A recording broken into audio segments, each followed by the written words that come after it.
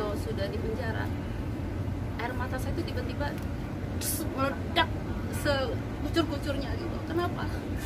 Ibu saya, keluarga saya itu nggak ada yang tahu bagaimana terpuruknya saya, karena saya nggak mau orang tua saya tuh tambah sedih, tambah kepikiran gitu. Saya itu sampai detik sekarang jujur aja, kalau dengar mbak saya lari atau ponakan saya lari di dalam rumah, itu saya suka marah gitu. Saya bilang jangan pada lari-lari, karena saya ada saya nggak tahu, mungkin ini ada sedikit traumanya dalam diri saya ya gitu ya. Sama saya kalau malam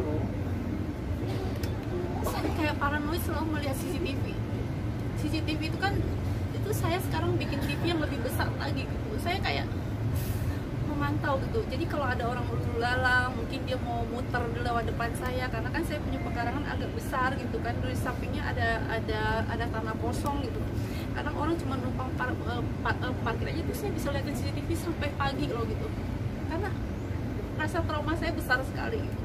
Tapi itu saya tutupin bertahun-tahun. Saya diam diri, saya nggak mau cerita kepada siapa-siapa. Mungkin yang saya agak nyesel adalah anak saya mengetahui itu, sering lihat saya kalau tengah malam saya lihat CCTV, saya suka nangis apa gitu kan, kayak gitu aja.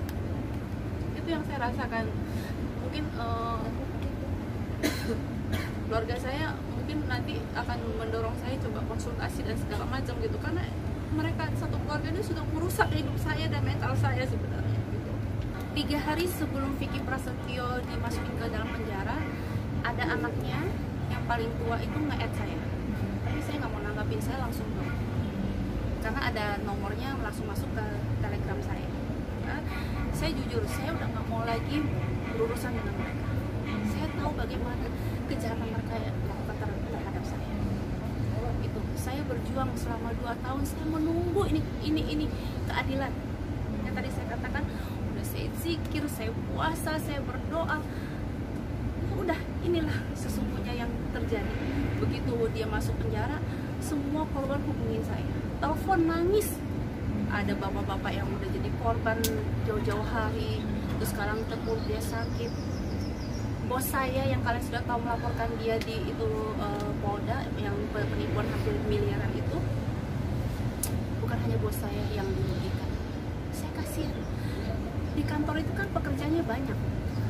Gara-gara Vicky Prasetyo satu keluarga menipu bos saya, itu jadinya karyawan ini nggak bisa, akhirnya di PHK, nggak gaji, nggak bisa bayar kontrakan, kos-kosan, dan anaknya nggak ada uang susu.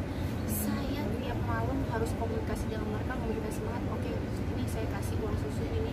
Bayangin nggak sih kalian sejahat itu? Kan udahlah, stop lah gitu. Jangan buat seperti itu gitu loh. Jangan gitu loh.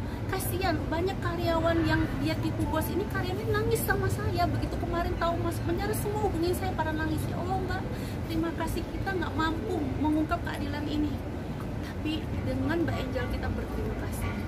Dan ini masih banyak loh yang lainnya. Itu luar biasa loh, 2 tahun saya harus menanggung itu semua gitu. Dan yang lebih parah lagi, pengacaranya sekarang membentuk opini seolah-olah saya perempuan begini begitu, dan keluarganya tidak ada efek jerahnya, malah posting yang aneh-aneh mengata-ngatain saya. Dan mereka itu memang nggak ada efek jerahnya sama sekali. Tapi ingat, dengan Vicky Prasetyo sudah masuk penjara, saya akan melaporkan satu keluarga mereka yang masuk ke dalam rumah saya, termasuk pengacaranya yang nendang pintu saya, termasuk manajernya yang sudah menendang pintu saya, termasuk adik-adiknya, semuanya yang masuk, termasuk ibunya di dalam perkara itu. Saya bukannya dendam, bukan. Ini sudah 2 tahun saya nahan ini semua gitu loh. Dan polisi sudah mengantongi semua kejahatan mereka, jebakan mereka. Kan CCTV di rumah saya jelas terekam semuanya.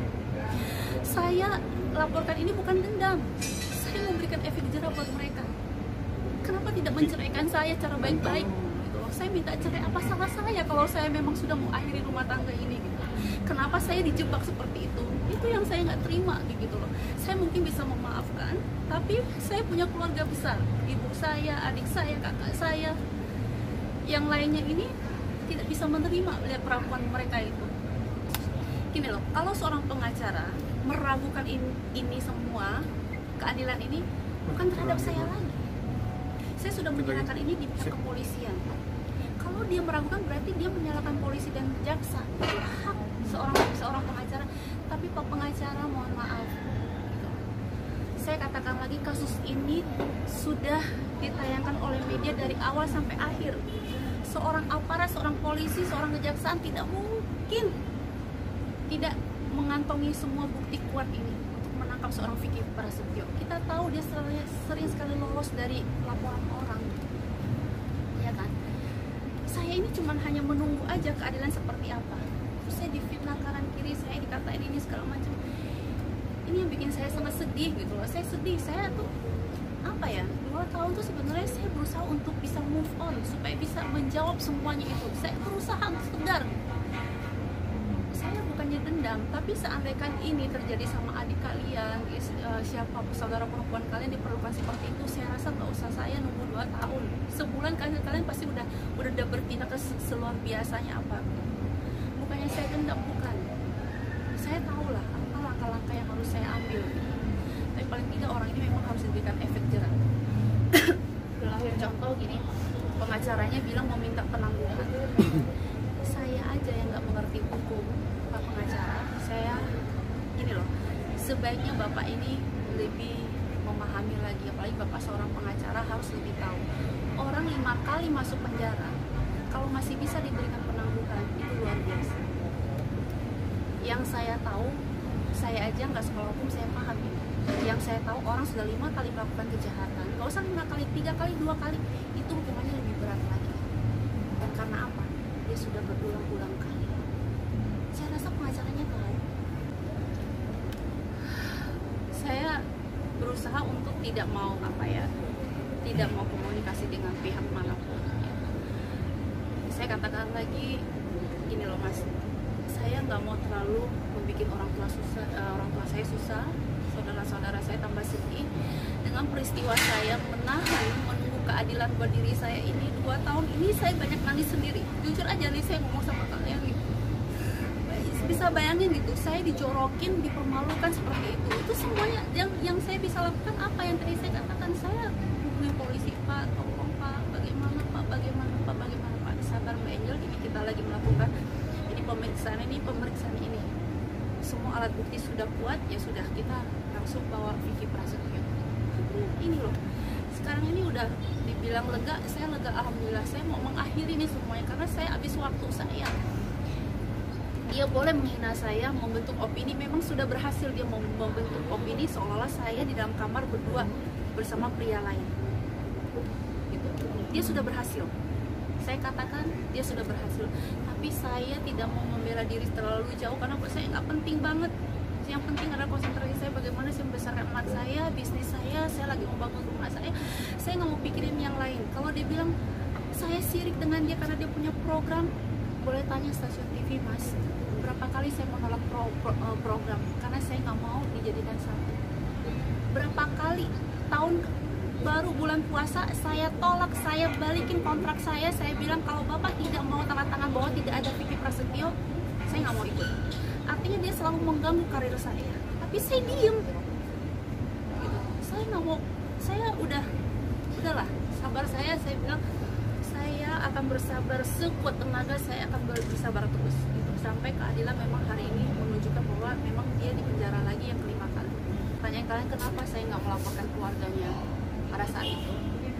Ini loh Mas, posisi saya itu terjepit sekali karena media menyuguhkan kepada masyarakat tidak full yang saya lagi sebelum ada media masuk itu kita sempat dorong-dorongan. Saya kan dijorok masuk nih, dijorokin gitu kan, seolah-olah saya di dalam kamar gitu. Jadi media ini kan masuk pada saat saya lagi sudah di dalam kamar yang dia jorokin. Begitu dia lihat kamera langsung dia teriak-teriak, drama dia langsung nangis-nangis gitu. Kalau saya pada saat itu saya laporkan keluarganya dulu, orang akan bilang saya minta pembelaan, kenapa keluarganya yang dilapor. Saya nggak mau gitu. Iya kan, saya harus pikirkan gitu. Kalau saya laporkan keluarganya lagi, nanti itu bilangnya saya mencari-cari kesalahan orang. Enggak, saya ikutin semuanya jalurnya dengan baik. Walaupun kesabaran itu saya harus menunggu selama 2 tahun. Dibela, baby, adik-adiknya, ibunya, semuanya keluarga mereka itu memang sudah terbiasa. Tidak akan berhenti, tidak ada efek jerahnya. Karena kenapa Vicky Prasetyo selalu mengatakan kenapa Angel Leleh selalu bawa-bawa keluarganya? Karena memang satu keluarga inilah Vicky Prasetyo menipu orang yang terima uang ibunya, adiknya dan segala macam. Termasuk dengan saya. Saya nggak mungkin berbicara kalau nggak ada bukti. Sampai detik sekarang, dari awal sampai detik sekarang, omongan saya ini berani saya pertanggungjawabkan. Semua kasus yang melibatkan Vicky Prasetyo itu keluarganya tahu. Itulah kenapa saya selalu menyebut keluarganya. Dan keluarganya ini termasuk ibunya. Pada saat saya mau mengambil mobil saya yang diambil oleh Vicky Prasetyo, itu pun ibunya ada di Bekasi dan ibunya lumayan yang agak membohongi saya. Saya bilang, mama, kalau mama tidak balikin, saya lapor bahwa pencurian di dalam rumah saya dan mengambil mobil saya. Artinya kan memang dikomplotan semua. Saya punya buktinya loh, sudah saya serahin sama kepolisian. Saya nggak mau main tunjuk ini, tunjuk itu, enggak. Saya semuanya udah saya serahin sama kepolisian, biar kepolisian yang berwajib yang menentukan bahwa ini semua bukti sudah kuat ya, sudah saya jalankan prosesnya. Ya saya sekarang semenjak kejadian seperti itu, saya kemana-mana selalu ada keluarga saya. Sekarang aja saya mau syuting ada papa saya dampingi terus, karena mama saya selalu menitip pesan, jaga Angel, perhatikan dia, karena mama saya takut ya. Namanya orang kalau sudah hilang seperti apa bisa lakuin apa aja gitu, karena mereka kan keluarga yang sangat berani sekali gitu. Masuk ke pekarangan saya aja membabi buta gitu. Tim kuasa saya sudah merapikan semuanya, akan melaporkan semuanya, termasuk pengacaranya yang sudah membantu dobrak, dan ada manajernya, manajer bandnya, ada teman-teman bandnya, ada adik-adiknya dan sepupunya semua. Jadi semua kan terekam tuh, ada di CCTV itu semua. Berapa orang terhitung? Banyak lah, banyak. Minggu ini Dan atau? Vicky Prasetyo kan berbohong pada saat itu, dia mengatakan sudah lapor ke Pak RT kan, RT setempat kan, dia bohong. Sementara RT itu sudah bikin keterangan di kepolisian, kan dipanggil Pak RT setempat, dia menceritakan semuanya. Itu juga salah satu akhirnya tahu, oh ternyata Vicky Prasetyo itu nggak lapor sama RT.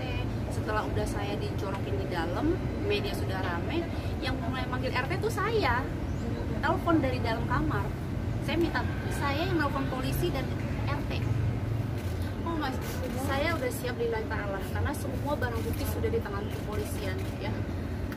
Saya sudah siap lahir batin, saya sudah alhamdulillah semuanya, saya tinggal mengikuti saja, karena semua bukti sudah dipegang kepolisian dan sudah ketahuan. Yang menjebak, yang mendorong saya ke dalam kamar itu siapa. Saya sudah tenang.